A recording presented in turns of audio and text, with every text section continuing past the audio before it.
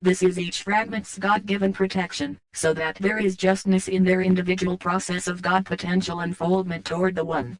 Also, it prevents even your benevolent brothers from interfering or assisting, without permission, from the Holy Father. You see, during each life stream of each fragment there is present the opportunity and the potential for divine choice through the free will experiences of each fragment. The young souls begin to unfold their godness through the lessons they learn in each life stream experienced. In other words, they learn by experience to know God within them, and what thoughts, words and deeds keep them in the darkness and ignorance of what their true God potential is. Now you may be asking yourself, what about the tremendous evil influence upon this planet? Why is it allowed by God? The reason is this: even the Satans or adversaries of God were not only created creatures of God but were also given free will. God is simply giving his adversary creations their opportunity to grow into their potential of godness and divine holy light. But because of their limitedness in behavior, meaning ego-selfish separation from the One, their reality or playground of experience was also limited by God. They are bound by their own choice to the lowest levels described as the first fifth physically manifested experiences. You see, the fallen ones have self-imposed limitations by their choice to be adversarial and separate from their Creator. But they are always given opportunities to see the light of truth in the oneness of all. The rules are strict and the fallen ones know the rules to remain ego-separate from God but remain in their game of manipulation and deception. For example, if you feel the whisperings of the Antichrist within you, you can demand in the name of the Holy Father God and/or Jesus Christ Sananda that all dark fragments and energies leave your space immediately. They must go. But they can hang around the periphery of your energy field and wait for a weak spot in your protective shield. This is why the importance of asking God for his white light shield of love, protection, guidance, power, wisdom, integrity and courage. So you must ask the Father within you to please show you that which you need in order to serve his will.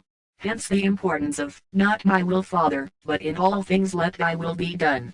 This sincere invocation is what keeps you on your path of service to God and the creation and out of the folly of ignorance and perceived separation where exist the dark brotherhood or antichrists. You may begin to see that many of you ones here now have experienced many thousands or even millions of life streams on these lower levels by your choice to be or remain ignorant to your own God potential and connection to the One All that is. Here is a wondrous description of this process of discovery by our beloved brother, Germain. All dimensions of the creation exist simultaneously. You simply have only your conscious awareness in this, the third dimension. As you work and live in this dimensional experience, you, with the help of your spiritual teachers, are stretching your awareness to fourth, fifth and sometimes even higher dimensional levels. It is not a vertical stretch, as you perceive things linearly, it is an expansive all-encompassing stretch of awareness. Your awareness expands to the level of your understanding. When you have learned or some particular lessons, when you have owned the lesson, it frees your awareness just a bit more, stretching, moving, growing within the mind of the universal I Am, the One All that is. Now the reason that your benevolent brothers, the hosts of heaven, have been sent to assist you is that many of you have prayed to God for freedom from the bondage of your self-imposed ignorance. They are sent here in answer to your asking God for his divine guidance and assistance.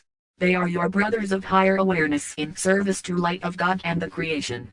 You see, some of you have recognized the folly of the Antichrist within you and the influence that mass consciousness has allowed the Satans or adversaries to have over you and this beloved planet Earth. You are tired and frankly bored with this illusion, with being the adversary of godness. You want your freedom, you want to claim or reclaim his holy lighted presence within you. It is time for graduation, friends, to higher levels of life. You will each now find or awaken to your divinity of oneness, or, and this is very important to understand, you will remain bound to these lower levels for perhaps another millennium, before another opportunity is granted by the expanding awareness of the God Self within by the One. Remember, though, that the lighted hosts of God may assist you and give instructions and truth through the maze of lies and deception, but they cannot do it for you. You each must reclaim your own power of the Divine One within you. None can do it for another. So it is wise to pay close attention to your instructions for conscious immortality. You will either serve God or you will serve your altered ego self. It is up to you.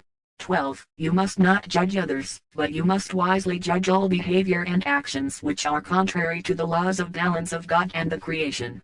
And Manuel wisely told the people, Judge not falsely, lest ye be judged falsely.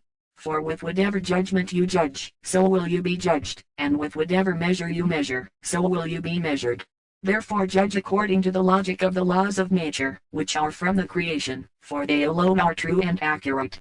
What do you see but the splinter in your brother's eye, and are you not aware of the sliver in thine own eye? You hypocrite, first, pull the sliver out from your own eye, and then see how you can pull the splinter out of your brother's eye.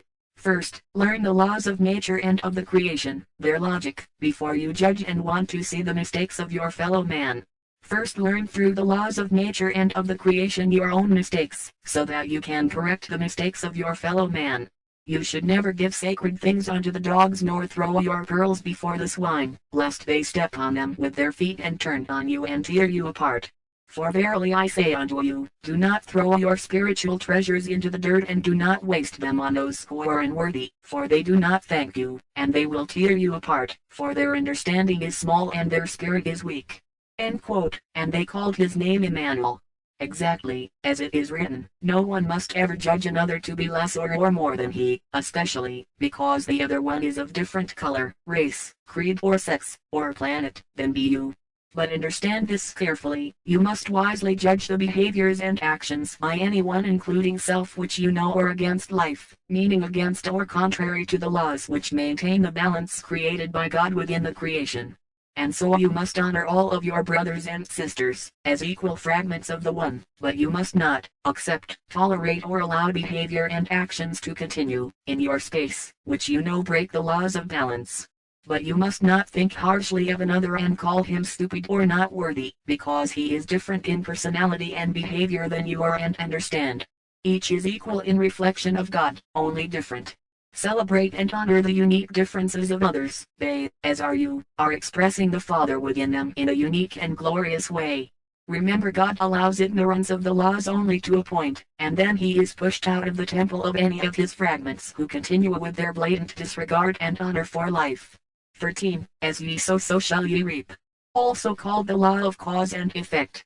Now this is the law that most choose to ignore or misunderstand, when they do not want to take personal responsibility for their manifested experience, perceive good and or, especially, bad.